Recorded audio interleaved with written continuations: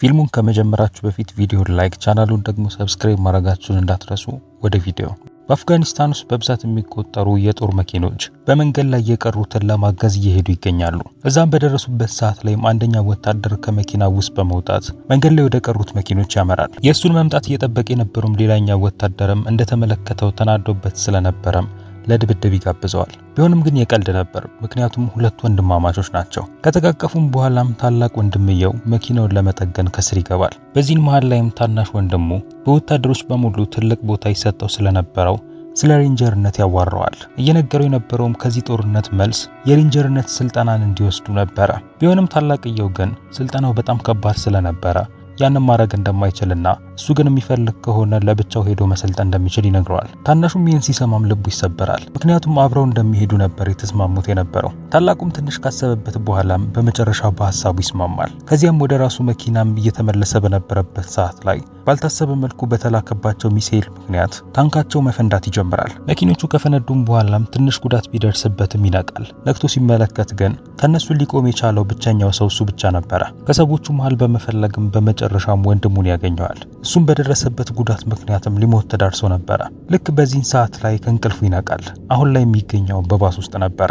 ይህ አደጋም ከተፈጠረም 2 ዓመት ያክል ያለፈው ሲሆን እናም አሁን ላይ ደግሞ የድብርት መድኃኒት ተጠቃሚ ሆኗል። ባሱም እየተጓዘ የሚገኘው የሬንጀሮች የስልጠና ማዕከል ወደሚገኝበት ወደ ኮሎራዶ ነበረ። መጀመሪያ ላይም ሁሉም ወታደሮች በሰልፍ ይደረደራሉ። እናም ለእያንዳንዳቸውም ቁጥር ይሰጣቸዋል። ከዛ በተጨማሪም እያንዳንዱ መስመር አንድ አለቃ የሚመደብለት ይሆናል። ያ ወታደርም ወደ ቁጥር ሰጪዎቹ ጋር በደረሰበት ሰዓት ላይ 4 ጊዜ ያክል ሬንጀር ለመሆን ቢሞክርም እንዳልተሳካለት ይገነዘባሉ። ከዚያም 81 ቁጥርም ይሰጡታል። ልምድም ስላለው የመስመሩ መሪ እንዲሆንም ይጠይቁታል። ቢሆንም ግን እሺ ሊላቸው አልቻለም። በቀጣይም ሁሉም ወታደሮች አንድ ቦታ ይሰባሰቡና ሰርጀንት ቶሪሰም ለሁሉም ስለ ስልጠናው መልእክቱን ያስተላልፍላቸዋል። ስልጠናውም 8 ሳምንታት ያክል የሚፈጅ እንደሆነና በጣም ከባድም እንደሆነም ነበር የነገራቸው። ነገር ግን እንደምንም ብለው የመጨረሻው ደረጃ ላይ የሚደርሱ ከሆነ 24 ሰዓት የሚፈጀውንና የሞት ዘመቻ እየተባለ የሚጠራውን ፈተና እንደሚፈተኑ ይነግራቸዋል። ከሁሉም የውትድርና ፈተናዎችም እሱን የሚያክልም አልነበረም። ያንን ፈተና ማለፍ የሚችሉም ከሆነ ሬንጀር ይሆናሉ ማለት ነው። ስልጠናውን ይጀምሩና ሁሉም ያላቸውን አቅም በሙሉ ማውጣት ይጀምራሉ። በመጀመሪያው ዙርም የሆነ ያክል ሰው ይቀነሳል። የሁለተኛው ዙርም እንደዛው ይጀመርና ያልቃል። በዚህኛውም በብዛት የሚቆጠሩም እንዲሰናበቱ ይደረጋሉ። በዚህ መልኩም ዙሮቹ ያልፉና 81 ቁጥርም ካሉት እንዳለም የተሻለ ነበረ።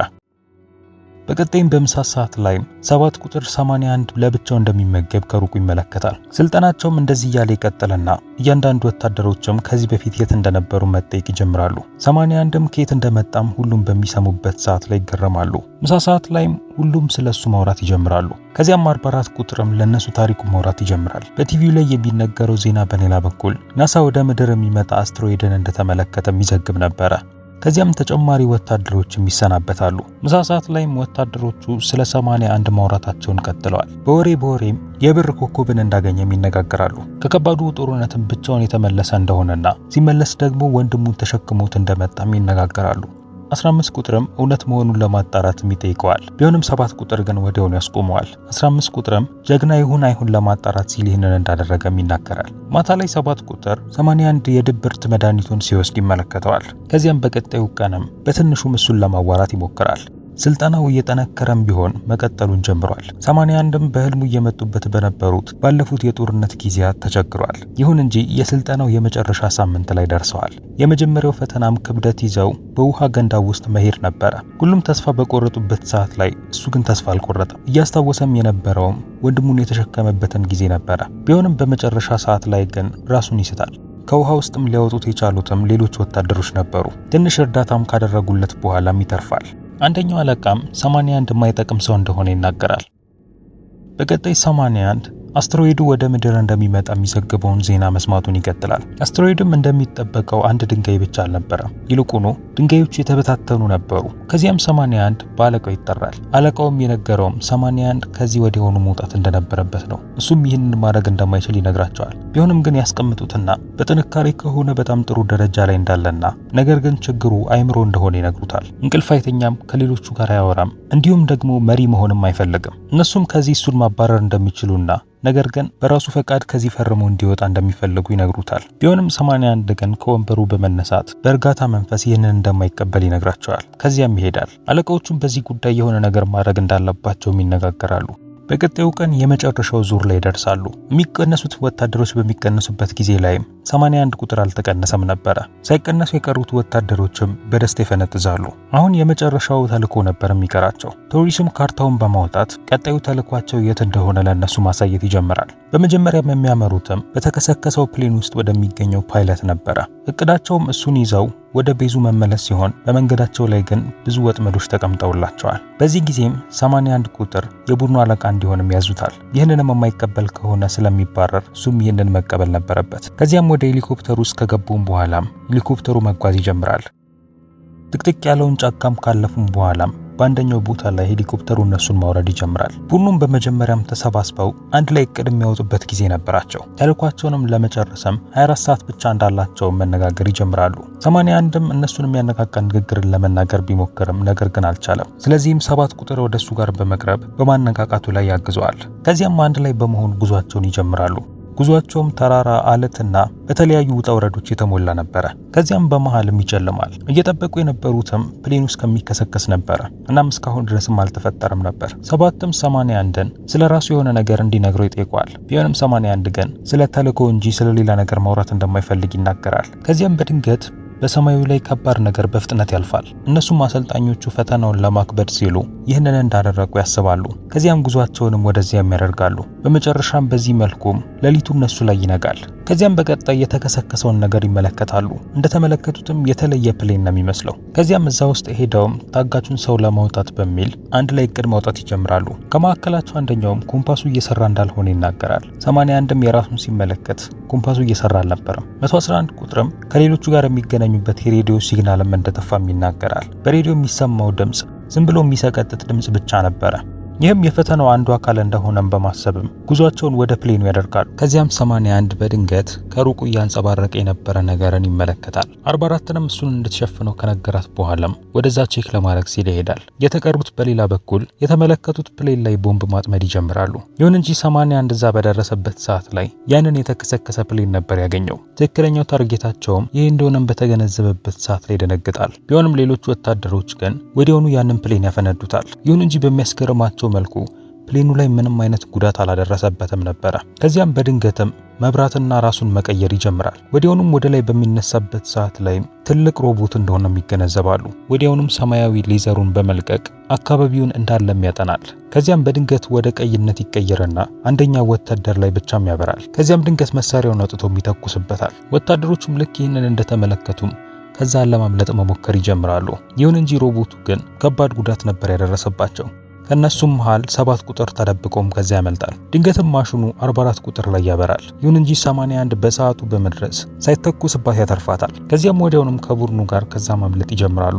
ማሽኑም በጫካው ውስጥ እነሱ ላይ መተኮሱንም አላቆመም። በመጨረሻም የገደሉ ጫፍ ላይ ይደርሳሉ። ቢሆንም ማሽኑ ግን ቦምብ ይወረውርባቸውና እሱም ፈንድቶም ወደ ታች ይጥላቸዋል። ይህም ከእንጨቶቹና ከድንጋዮቹ ጋር እየተጋጩ ወደ ታች መንከባለላቸውን እንዲቀጥሉ ነበር ያደረጋቸው። አንደኛውም በሹሉ እንጨት ምክንያት በከባዱ ይወጋና ይሞታል። 7 ቁጥር በሌላ በኩል እግሩ ላይ ከባድ ጉዳት ይደርስበታል። 81ም ቀና ብሎ የተጎዱትን በተመለከተበት ሰዓት ላይ በአፍጋኒስታን ውስጥ የነበረው ጦርነት ወዲያውኑ ትዝ ይለዋል። የሱም ጣት ተሰብሮ የነበረ ቢሆንም ነገር ግን እንደምንም ብሎ ወደ ቦታው ይመልሰዋል። እየጮኸ ወደ ነበረው ወደ አንደኛው ወታደር ጋር ከደረሰ በኋላ አፉን ይዞት እንዳይጮህ ያደርገዋል። ከዚያም አንድ ላይ በመሆንም ወደ ተወጋው ወታደር ጋር ያመራሉ። ሐሳባቸውም እሱን ከዛ ውስጥ ማውጣት ነበረ። ከዛ በተጨማሪም እግሩን የተጎዳውን 7 ቁጥርንም ወደ አንደኛው ጥግ ጎትተው ይወስዱታል። ሁሉም ማሽኑ ምን እንደሆነ ግራ ተጋብተዋል። ስለዚህም ለማጣራት በሚል 111 ቁጥር ጋር የሚገኘውን ሬዲዮ ማግኘት እንዳለባቸው የሚነጋገሩና 81ም ያንን ሬዲዮ ለማምጣት ሲል ወደ 111 ጋር ያመራል። 111 ጋርም በደረሰበት ሰዓት ላይ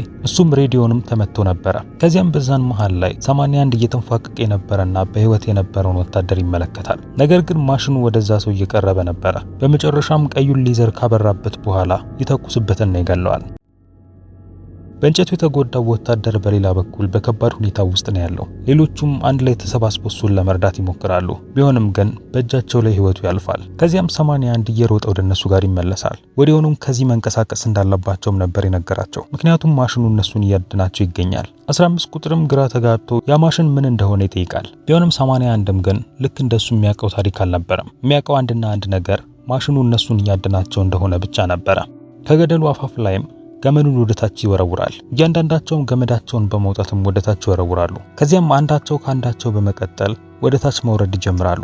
96 እና 81ም 7 ቁጥርን ለመርዳት እየሞከሩ ይገኛሉ። ቢሆንም 96 ግን 81 በመጀመሪያ እንዲወርድና 7 ቁጥርንም እሱ ወደታች ለመውረድ እንደሚሞክር ይናገራል። ከዚያም 7 ቁጥር እየተንፏቀቀ ወደታች መውረድ ይጀምራል። ልክ በዛን ሰዓት ላይም 81 ዝቅ ብሎ ኮምፓሱን ሲመለከት ኮምፓሱ ባልታሰበ መልኩ መዘባረቅ ይጀምራል። ይህም ማሽኑ በእነሱ አቅራቢያ መሆኑን የሚያሳውቅ ነበረ። ማሽኑም ድንገት 96 ቁጥርን ይመለከተውና ሌዘሩንም እሱ ላይ ያበራል። ከዚያም በተኮሰበት ሰዓት ላይ 7 ቁጥር ወደታች ይወድቃል። ቢሆንም ግን 81 ወዲያውኑ እንዳይጮህ አፉን ያፍነዋል። ከዚያም የ96 አካልም እነሱ ፊት ለፊት ይወድቃል። ማሽኑም በቀስታ ወደ ገደሉ አፋፍ ጋር ይቀርባል። ከዚያም ወደ ታችም ሌዘሩን በመጠቀም ያጣራል። ሁሉም ከግንቡ ጋር ራሳቸውን ለማጣበቅና እንዳይታዩ ለማድረግ ይሞክራሉ።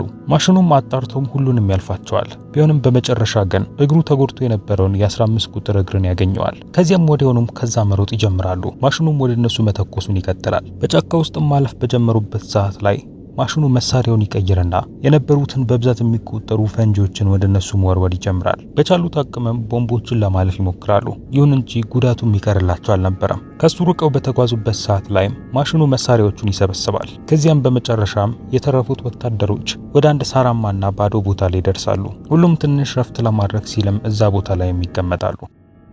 81 በሌላ በኩል ተጎድቶ የነበረውን የ7 ቁጥርን እግር ለመጠገን ይሞክራል። የተመለከታቸው ነገሮች በሙሉም እጁ እንዲንቀጠቀጥ አድርጎት ነበረ። ቢሆንም 7 ቁጥር ግን እጁን ይዘዋል። እናም ጠንከር እንዲለም ለማድረግ ይሞክራል። 81ም ሞርፊን እንዲያመጡለት ይነግራቸዋል። እነሱም በቦርሳቸው ውስጥ በፈለጉበት ሰዓት ላይ ሁሉም በደረሰባቸው አደጋ ምክንያት የሞርፊኑ ብልቃጦች ተሰባብረው ነበረ። ከዚያም 7 ቁጥርም ያለ ሞርፊኑ እግሩን እንዲያስተካክልለት ይነግረዋል። ከዚያም 81ም ወደ ስራ ይገባል። በአሰቃቂ መልኩም አጥንቱን ወደ ቦታ ይመልስለታል። ከዚያም በባንዴጁ ቢያስርለትም ነገር ግን 7 ቁጥር በደረሰበት ጉዳት ምክንያት ራሱን ይስታል። ስለዚህም በያዙት ስትሬቸር ውስጥ ይከቱታል። 15 ቁጥርም በሁሉም ነገር ይናደዳል። በተለይ ደግሞ ከቤዙ ጋር መገናኘት አለመቻላቸው ጉዟቸውን ትርጉም ያለሽ ነበር የሚያደርገው። ከዚያም 81 ታርጌታቸው ይሄ እንዳልሆነ ይነግራቸዋል። የተቀዘቀሰውን ፕሌን እንደተመለከተም ከነገራቸው በኋላም አሁን ማድረግ ያለባቸው በአቅራቢያቸው የሚገኘውን ወንዝ መሻገር እንደሆነ ይነግራቸዋል። እናም በዚህ መልኩም ፈተናው ወደሚያልፍበት ቦታ እንዲደርሱም ነበር ሐሳቡ። ቢሆንም 15 ቁጥር ግን መቼም ቢሆን የፈተናው ማብቂያ መስመር እንደማይኖር ይናገራል። ቢሆንም 81 ግን ያላቸው አንድና አንድ አማራጭ ያ ብቻ እንደሆነ ነው የሚያውቀው። ከዚያም የተሸከሙትን ከባባድ ዕቃዎችን በመጣል ጉዟቸውን ይቀጥላሉ። በጫካ ውስጥም ካለፉ በኋላም በከባድ ፍጥነት እየተጓዘ የነበረውን ያንን ወንዝ ይመለከታሉ። 81ም ገመዶቻቸውን እንዲያወጡ ይናገራል። ሐሳቡን በመጀመሪያ እሱ ለመሻገርና ገመዱንም ከእንጨቱ ጋር ለማያያዝ ነበረ። ከዚያም ገመዱን ከራሱ ጋር ካያያዘም በኋላም ወደ ውሃው ውስጥ ዘሎ ይገባል። ቢሆንም የወንዙ ማዕበል ግን ወደ ሌላ አቅጣጫ የሚወስደው ነበረ። 44ም ቦታዋን በመያዝ በገመዱ እሱ እንዳይወሰድ ለማድረግ ትሞክራለች። ቢሆንም በመጨረሻ ግን 81 ቁጥር የት እንደገባ ይጠፋባቸዋል። ከዚያም ድንገት 81ም ባላሰቡት መልኩ በሌላኛው አቅጣጫ ይወጣል። ተነስቶም ገመዱን ከዛፉ ጋርም ያስረዋል። ከዚያም 15 ቁጥር 7 ቁጥርን በገመዱ በማስያዝ እሱን እያስከተለ በገመዱ ላይ መጓዝ ይጀምራል። ራሱን በገመዱ ላይ ማሳለፍ ቢችልም ነገር ግን የ7 ቁጥር ስትሬቸር የታሰረውን ገመድ ማለፍ አልቻለም። ስለዚህም 15 ቁጥር ወደዛ በመመለስ እሱን ለማላቀቅ ይሞክራል። ቢሆንም በዚህ መሃል ላይ ግን ማሳዡ ይከፈትበትና 7 ቁጥርም በአንደኛው ገመድ ብቻ እንዲንጠለጠል ያደርገዋል። ስለዚህም 81 ቁጥርም እሱን ለመርዳት በሚል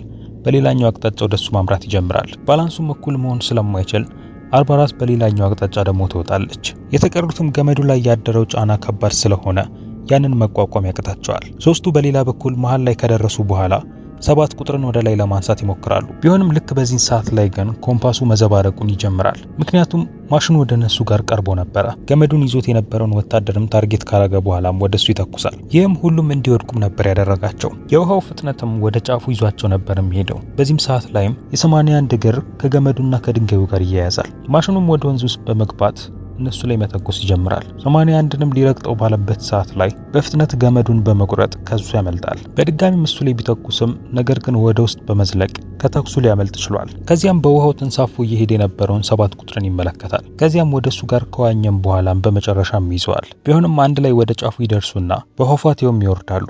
81 መተንፈስ አቅቶት የነበረ ቢሆንም ነገር ግን ያገኘውን ገመድ ይይዛል። በመጨረሻም የቀሩት ወታደሮችም ከውስጥ ጎትተው ያወጧቸዋል። 7 ቁጥርም አሁንም በህይወት ነበረ። በፈተናው ማብቂያ ላይም እየጠበቃቸው የሚገኘው አንድ ወታደር እንደሚሆንም ይነጋገራሉ። ያ ሰውም እንደሚያተርፋቸውም አስበዋል። መጨረሻውም በየትኛው አቅጣጫም እንደሆነም ከተነጋገሩም በኋላም 81 ጉዟቸውን እንዲቀጥሉ ይናገራል። ከዚያም በድንገት ግን በወንዙ ላይ እየተንሳፈፈ የነበረውን የቡድናቸው አባል የነበረውን አካል ይመለከቱታል። ቢሆንም ግን ጉዟቸውን ይቀጥላሉ። በመጨረሻም ወደ ጫካ ይደርሳሉ። እዛም ውስጥ በወታደሮቹ ተቀምጠው የነበሩትን የተለያዩ ወጥመዶችንም ያገኛሉ። አንደኛውም ገመድ ሲሆን ከእሳት ጋርም የተያያዘ ነበረ። 81 ቢን እንደተመለከተም ቤዙ ቅርብ እንደሆነም ይገነዘባል። ከዚያም አንድ ላይ ጉዟቸውን ይቀጥላሉ። ከዚያም በመጨረሻም ቤዙ ጋር ይደርሳሉ። ነገር ግን እዛ እንደደረሱ ሙሉ ለሙሉ እንደተቃጠለ ነው የተገነዘቡት። ይህንንም ያደረገው ማሽኑ እንደሆነም ገምተዋል። ቢሆንም 15 ቁጥር ግን እሱ እንደማይሆን ይናገራል። ምክንያቱም እስካሁን ድረስ ከነሱ ኋላ ነበረ። ታወሩም መውደቁን ከተመለከቱ በኋላም የሬዲዮ ሲግናላቸውም የተቋረጠውም በዚህ ምክንያት እንደሆነ ይገነዘባሉ። 81ም ቦታውን ከመረመረም በኋላ ማሽኑ በዚህ ቦታ እንዳለፈ ይገነዘባል። ከሩቁም በተራራው ላይ ጭስ ነገር የሚታይ ነበረ። ይህም ምናልባት በዜናው ላይ ሲነገር የነበረው የአስትሮይዱ ዜና እንደደረሰ የሚያሳይ ነበረ። ምክንያቱም ይሄ ማሽን ከዚህ ፕላኔት ሊሆን የማይችል ነገር ነው። በድንገት የሌላ ሰው ድምጽን ይሰማሉ። ወደዛም በደረሱበት ሰዓት ላይ የጦር አለቃቸው ነበረ። እሱም በከባዱ በሳት ተቃጥሎም ስለነበረም ወዲያውኑ እንዳገኙትም ይሞታል። ድንገትም አንዱን ታንክ በተመለከቱበት ሰዓት ላይ ወዲያውኑ ያንን መጠገን እንዳለባቸው ይነጋገራሉ። 15 ቁጥር ግን በጣም ተናዶ ነበረ። ለ81ም ሁሉም ሰው እንደሱ ስሜት አልባ እንዳልሆነ ይናገራል። እሱ ጀግና ስለሆነ ስለማይደክመው እነሱ አይደክማቸውም ማለት እንዳልሆነም ይናገራል። ይህም 81ን አናዶት ስለነበረም ወደሱ ጋር በመምጣት ይዘዋል። ከዚያም ጀግና እንዳልሆነም ይነግረዋል። ምክንያቱም ወንድሙን ይዞ ወደ ቤዙ ሊመለስ አልቻለም ነበረ። የነቃውም በሆስፒታል መሆኑንና ልክ በዛን ሰዓት ላይም ወንድሙ ሞቶ እንደነበረም ይናገራል። ወታደሮቹም የነገሩትም ቤዙ ጋር ከመድረሱ 100 ያርድ ያክል ርቀት ላይ ራሱን ስቶ እንደወደቀ ነበረ። እስከዛች ሰዓት ድረስም ወንድሙ በህይወት ነበረ። ቢሆንም ግን እሱ ራሱን በመሳቱ ምክንያት ወንድሙ ሊሞት ችሏል። ከዚያም አሁን ላይ ጉዳዩ ስለነሱ እንዳልሆነና ታንኩንም ዝግጁ ማድረግ እንዳለባቸው ይናገራል። ከዚያም ወደ ጀመሩበት ቦታ በመመለስ እየመጣ ስላለው አስከፊ ነገር ሌሎቹን ማስጠንቀቅ እንዳለባቸው ነበር የነገራቸው። 81ም ወደዛ በመቅረብ ታንኩ በምን አይነት ሁኔታ ውስጥ እንዳለና በብረቱም እንዴት እንደተያዘም ይመለከታል። ኢንጂኑንም እንዲያስነሱት ቢነግራቸውም ነገር ግን ሊነሳላቸው አልቻለም። ከዚያም 15 ቁጥር የቀደመ እውቀት ስለነበረው ወደ ታንኩ በመቅረብ ያንን ይጠግነዋል። ከዚያም ታንኩም ይነሳል። በገመዱም ካሰሩት በኋላም አንድ ላይ የጎተቱትም ከተያዘበት ነገር ውስጥ ለመውጣት ይሞክራሉ። ከዚያም የመጨረሻ ኃይላቸውን ከተጠቀሙ በኋላም መኪናውን ሊያወጡት ችለዋል። 44ም በውስጥ የሚገኙትን አንዳንድ ምግቦችን ካገኘች በኋላም ለተቀሩት ትሰጣቸዋለች። 7ንም አንስተውትም ወደ ውስጥ ሊያስገቡት ባሉበት ሰዓት ላይ ከሩቁ የሚተኮስ ነገርን ይመለከታሉ። ይህም ማሽኑ በአቅራቢያቸው መሆኑንም እንዲገነዘቡ ያደርጋቸዋል። ከዚያም ወዲያውኑም ወደ ውስጥ ይገባሉ። በመኪና ውስጥም የሚገኘው ኮምፓስም መዘባረቁን ይቀጥላል። ሌላኛው ፍሌርም በሚተኩስበት ሰዓት ላይም አንደኛው ወታደር መኪና ውስጥ ምንም አይነት ጥይት እንደሌለ ይናገራል። ስለዚህም 15 ሮጦ በመሄድ ጥይቶቹን ይሰበስባል። ግማሹንም ካገኘም በኋላም እነሱን ይዞ መሮጥ ይጀምራል። ነገር ግን ማሽኑ መምጣቱን ተከትሎ መሬቱ እየተንቀጠቀጠ ነበረ። ቢሆንም ሮጦ እነሱ ጋር ከመድረሱ በፊት ግን በማሽኑ ይተኮስበታል። ጥይቶቹንም ሲወረውራቸው 81 እጅ ውስጥ ሊገቡ ችለው ነበረ። ቢሆንም ግን እሱ በቦታው ላይ ሞቷል። 44ም መኪናውን አፍጥኖ መንዳት ይጀምራል። ቢሆንም ግን መኪናዋ ትመታለች። ከዚያም ግን ጥይቶቹን በመክተት ወደ ማሽኑ መተኮስ ይጀምራሉ። ጥይቶቹ ግን ምንም አይነት ጉዳትን ማሽኑ ላይ የሚያደርሱበት አልነበሩም። ከዚያም 44 ቁጥር መኪናውን ወደ አንዱ አቅጣጫ ታዞረዋለች። በውስጡ የነበሩት በሙሉም ከመኪናው ጋር ይጋጫሉ። ማሽኑም እነሱ ጋር በተኮሰባቸው ሰዓት ላይ መኪና ውስጥ እሳት ይነሳል። ቢሆንም ግን ሊያጠፉት ችለዋል። የእነሱ ታንክ መከላከያም ጠንካራም ስለነበረም ከባድ ጉዳት አልደረሰባቸውም። ከዚያም ማሽኑ በድንገት በቀስታ መጓዝ ይጀምራል። እነሱም በፈጣኑ እየነዱ መሆናቸውን ተከትሎም ሊያመልጡት የደረሱ መስሏቸው ነበረ። ቢሆንም ግን 81 አጮልቆ ሲመለከት ማሽኑ ራሱን ያቀሰቀዘው ፈንጂዎቹን ሊወረውርባቸው እንደሆነ ይገነዘባል። ከዚያም ታንኩ አቅራቢያም ፈንጂዎቹን ማረፍ ይጀምራሉ። 44ም በቻለችው አቅም መኪናው እንዳይመታ ለማድረግ ትሞክራለች። በዚህን መሃል ላይ ግን በውስጥ የሚገኙት ሰዎች እንዳለም በከባዱ መጋጨታቸውን ቀጥለዋል። ፈንጂዎቹም ታንኩ ላይ ከባድ ጉዳት እንዳላደረሱ ከተመለከተ በኋላ ማሽኑ በመቶዎች የሚቆጠሩ ፈንጂዎችን አከታትሎ እነሱ ላይ ወረውርባቸዋል። ይህም መኪናው እንዲገለበጥና አቅጣጫውን ስቶም ወደ ገደሉ እንዲገባም ያደርገዋል። 44ም መኪናውን ለመቆጣጠር በቻለችው ትሞክራለች። ውስጥ የሚገኙት ሰዎችም ተናውጠዋል። ከዚያም ከትንሽ ቆይታ በኋላ መኪናው ቢረጋጋል እናም ማሽኑንም ሊመለከቱም አልቻሉም ነበር። 81ም ማሽኑን እንዳሸነፉ ታስበዋል። ቢሆንም ግን ማሽኑ ከገደሉ ጫፍ ላይ ነበር የነበረው። ከዚያም በድንገትም ፊት ለፊታቸውም ያርፋል። በዚህን ጊዜ ላይም ማሽኑ አፉን በመክፈት ሰማያዊውን ሌዘር ያወጣል። ይህም ከባድ ሌዘር ሲሆን ታንኩም ከዛ ለመሻሽም ይሞክራል። ማሽኑም በጣም እንደተናደደባቸውም የተገነዘቡትም በዚህን ሰዓት ላይ ነበረ። ከዚያም ያሉትን መሳሪያዎችን በማውጣትም እሱ ላይ መተኮስ ይጀምራሉ። ነገር ግን የአንደኛው ወታደር እጅ በማሽኑ ይተኮስበትና ያጠዋል። 81ም ቦምቦቹን ወደ ማሽኑ ይወረውራል። ይህም ማሽኑ በእሳት እንዲያያዝ ያደርገዋል። ይሁን እንጂ እሳቱ ግን ማሽኑ ላይ ምንም አይነት ጉዳት የማያደርስበት ነበረ። ከዚያም ታንካቸው በግማሹ ይፈነዳል። ቢሆንም ግን አሁንም ጉዟቸውን ቀጥለዋል። ማሽኑም በድንገት ድንጋዮቹ ላይ መተኮስ ይጀምራል። በዚህን ሰዓትም 81 7ን ይዞት ሊቆይ አልቻለም ነበረ። በመጨረሻም ይንሸራተትና ከዛም ይወድቃል። ማሽኑም አለቱ ላይ መተኮሱን ቀጥሏል። በመጨረሻም የአለቱ ፍርስራሾችም ወደ መኪናው መውረድ ይጀምራሉ። 81ም 44ን ወደ ሌላኛው አቅጣጫ እንድትዞር ይነግራታል። ቢሆንም ዞሮ ሲመለከታት ግን ሞታ ነበረ። ከዚያም በድንገት ታንኩም ይፈነዳል። በቀጣይ 81 ሲነቃ ጉዳት ደርሶበት ነበር ራሱን ያገኘው። ይሁን እንጂ ከሱ ውጪ የሚገኙት ሰዎች እንዳለ ሞተው ነበረ። ድንጋዮቹ ጋር ከደረሰ በኋላም ማሽኑን ያገኘዋል። ይሁን እንጂ የማሽኑ ሙሉ አካል እንዳልሆነና የማሽኑ አንድ እጅ ብቻ እንደሆነ ይገነዘባል። አካባቢውን ተዟዙሮን በተመለከተበት ሰዓት ላይ በመጨረሻ በቅርብ ርቀት ላይ ያ ማሽን እንዳለ ይገነዘባል። ወደ ሰማይ ላይም ከባድ የሆነ ብርሃንንም እየለቀቀ ነበረ። ይህም ከስፔሱ ጋር ለመገናኘት እየሞከረ እንደሆነም ያሳውቃል። 81ም ተደብቆም የሚፈጠረውን ነገር መከታተል ይጀምራል። ከዚያም ዞሮ በተመለከተበት ሰዓት ላይ 7 ቁጥርን ይመለከተዋል። ወደሱም ሄዶም ጉሮሮውን በነካው ሰዓት ላይ እስካሁን ድረስ 7 ቁጥር በህይወት ነበረ። ከዚያም እሱን ለማንቃት በሚሞክርበት ሰዓት ላይ ያ ማሽን ከስፔሱ ጋር መገናኘት ማቆሙን ይገነዘባል። ከዚያም ማሽኑ በድንገት የወደቀውን ታንክም ስካን ያደርጋል። ከዚያም በመጨረሻ ተኩስም ያጠፋዋል። በቀስታም ወደ ታች በሚወርድበት ሰዓት ላይ 81 7 ቁጥርን እየጎተተ ቢሆን ከዛ ማምለጥ ይጀምራል። ከዚያም በድንገት ዝናብ መዝነብ ደግሞ ይጀምራል። ጭቃማው የጫካው ስፍራ ላይ በደረሰበት ሰዓት ላይ 7 ቁጥር ተንሸራቶ ያመልጠዋል። ከዚያም ግን እንደምንም ብሎ ገመዱን ይዘዋል። ከዚህ በላይ መሄድ ስላልቻለም ከ7 ቁጥር ጎን ሄዶም ይተኛል። የተሰጣቸው 24 ሰዓትም እንዳበቃም ተመልክቶም አሁንም በድጋሚ እንደወደቀም ይገነዘባል። 7 ቁጥርም በመንቃት 81 ማን እንደሆነ ያውቅ እንደነበር ይነግረዋል። ምክንያቱም የወንድሙ ጓደኛ ነበረ። የእሱ ወንድምም በየጊዜው ይነግራቸው የነበረው ከታላቅ ወንድሙ ጋር ሬንጀር መሆን እንደሚፈልግ ብቻ እንደነበር ይናገራል። እሱም ስለዚህ ሊነግረው ቢፈልግም ነገር ግን 81 ከማንም ጋር ማውራት ስለማይፈልግ ያንን ሊያደርግ እንዳልቻለ ይነግረዋል። ከዚያም 81 ወደ ማብቂያው ቦታ ላይ መድረስ እንደሚፈልግና በዛን ሰዓት ላይ ማረፍ ይፈልግ እንደነበር ይናገራል። ቢሆንም ግን አሁን ላይ ሁሉም ነገር አልተሳካለትም። አሁን ወንድሙን ብቻ ሳይሆን ሁሉንም እንዳሳዘነም ነበር የሚያስበው። ቢሆንም 7 ቁጥር ግን አሁንም ተስፋ እስካልቆረጠ ድረስ እንዳልወደቀ ይነግረዋል። በቅርቡም ማሽኑ እነሱን ስካን ሲያደርግ ይመለከታል። እንዴት ይህንን ማሽን ማስቆም እንደሚችል ማሰብ ይጀምራል። ከዚያም ቀና ብሎ በሚመለከትበት ሰዓት ላይ ከማሽኑ ጭንቅላት ውስጥ ይወጣ የነበረውን ጭስ ይመለከታል። ይህ የአየር ማስወጫ ሲስተም መሆኑንም በተገነዘበበት ሰዓት ላይ በቅርብ ርቀት ላይ ይገኝ የነበረ አንድ ፋብሪካንም ይመለከታል። ከዚያም አንድ እቅድም ይመጣለታል። 7ንም ከዛፉ ጎን ካስቀመጠው በኋላ እዚሁ እንዲጠብቀው ይነግረዋል። ከዚያም 81 ወደ ፋብሪካ ያመራል። ወደ ኢንጂን ክፍል ውስጥም ከገባም በኋላም መብራቱንም ያበረዋል። ዳይናማይትና የፍሌር ሽጉጡንም ካገኘም በኋላም የፋብሪካውን መብራቶች በሙሉ ያበራቸዋል። ቢሆንም ግን ድንጋይ የሚሸከመውን ማሽን እንዴት ማንቀሳቀስ እንደሚችል አላወቀም ነበረ። ከዚያም ግን በመጨረሻ ያንን የሚቆጣጠረውን መሳሪያ ያገኛል። በዛፎች ውስጥ የሚገኘው 7 ቁጥር ማሽኑ ወደሱ ጋር እየቀረበ መምጣቱን ይገነዘባል። በዚህ ሰዓት ላይም እንደሚሞትም እርግጠኛ ሆኗል። ቢሆንም በድንገት ግን 81 ፍሌሩን ይተኩሳል። ይህም የማሽኑ ትኩረት ወደዛ እንዲሳብ ያደርገውና ማሽኑም ወደዛ ማብራት ይጀምራል። ቬንቱም አየር ማስወጣቱንም ቀጥሏል። ማሽኑም ማጣራቱን ይቀጥላል። የተቀመጡትንም ዳይናማይቶችንም አልተመለከተም ነበረ። ከዚያም በድንገት ይፈነዱበትና ማሽኑም እንዲወድቅ ያደርጉታል። 81 በሌላ በኩል ዶዘሩን በመያዝ ከፋብሪካው ውስጥ ይወጣል። ከዚያም በመኪናው ማሽኑን መግፋትም ይጀምራል። ከዚያም እንደምንም ገፍቶትም ከድንጋይ ተሸካሚው ማሽን ጋር ካቀረበው በኋላ ጠጠሮቹ ማሽኑ ላይ መዝነብ እንዲጀምሩም ያደርጋል። ከዚያም ማሽኑ በድንገት ከዛ ራሱን ለማውጣት መግፋት ይጀምራል። ይህም ዶዘሩም ወደ ኋላ እንዲመለስ ነበር ያደረገው። ማሽኑም ያገኛትን እድል በመጠቀም የሌዘር ላይቱን ለመልቀቅ አፉን ይከፍታል።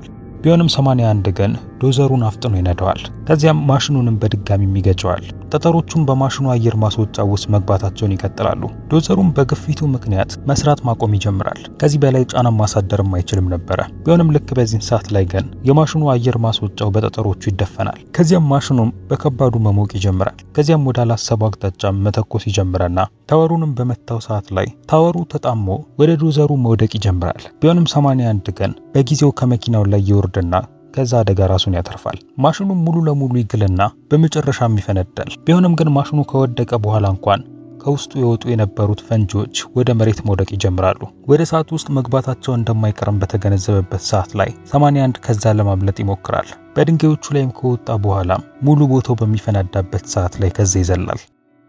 በቀጣዩ ቀን ጧት ላይ 7 ቁጥርን በመያዝ ጉዞን ይጀምራል። በመጨረሻም ቤዙን ያገኝና እሱንም እዛ አስገብቶትም የሕክምና ሰዎች እንዲያገኙትም ያደርጋል። ከዚያም ሙሉ አካባቢውም እንደተናወጠ ይገነዘባል። አለቃውም በቦታው ላይ ያገኘውና እነዚህ ማሽኖች በየቦታው ላይ እንደተንሰራፉ ይነግረዋል። የመጀመሪያውንም ዙር መከላከል እንደቻሉና ቢሆንም ግን ማሽኖቹ ዓለምን እንደተቆጣጠሯት ይናገራል። በዜናው ላይም ማሽኖቹ በዓለም ላይ እንደተንሰራፉና በብዛት የሚቆጠሩ ደግሞ ከሰማይ እየወረዱ መሆናቸውን ይነገራል። ምን እየፈለጉ እንደሆነና ከየት እንደመጡም የሚያውቁት ነገር አልነበረም። ቢሆንም ግን እነሱን ለማጥፋት በመምጣታቸው ሙሉ ዓለም ለጦርነት እየተዘጋጀ ይገኛል። አለቃውም ወደ 81 ጋር በመቅረብ ማሽኖቹ እንዲሁ በቀላሉ የማይሞቱ መሆናቸውንና እሱ ግን ለብቻው እንዴት ሊገለው እንደቻለ ይጠይቀዋል። 81ም የተፈጠረውን ነገርም ይነግራቸዋል። ማሽኑም በአናቱ በኩል አየር ማስወጫ እንዳለውና ያንንም መዝጋት በመቻሉ ማሽኑ እንደፈነዳ ይናገራል። አለቃውም ይሄ መረጃ የብዙ ሰዎችን ሕይወት እንደሚያተርፍ ይናገራል። 81ም አለቃው ልክ እንደነበረና እሱም ዝግጁ እንዳልሆነም ይናገራል። ቢሆንም አለቃው ግን ባልጠበቀው መልኩ የሬንጀር ባጁን ይሰጠዋል። እናም አሁንም ዝግጁ እንደሆነም ይነግረዋል። በቀጣይም ሁሉንም ወታደሮችም ያሰባስባሉ። 81ም ለብቻው አንዱን ማሽን ማሸነፉን ተከትሎ እነሱን የሚያነቃቃ ንግግርም ይነግራቸዋል። ከዚያም ሁሉም አንድ ላይ በመሆንም ወደ ሄሊኮፕተር ውስጥ ገብተው ያላሰቡትን ጦርነት ለማድረግ ይወስናሉ። ፊልሙ ይህን ይመስል ነበረ። ከተመቻችሁ ላይክ እና ቻናሉን ደግሞ ሰብስክራይብ ማድረጋችሁን እንዳትረሱ። በሌላ ቪዲዮ ደግሞ እስከምንገናኝ ድረስ ግን ቻው።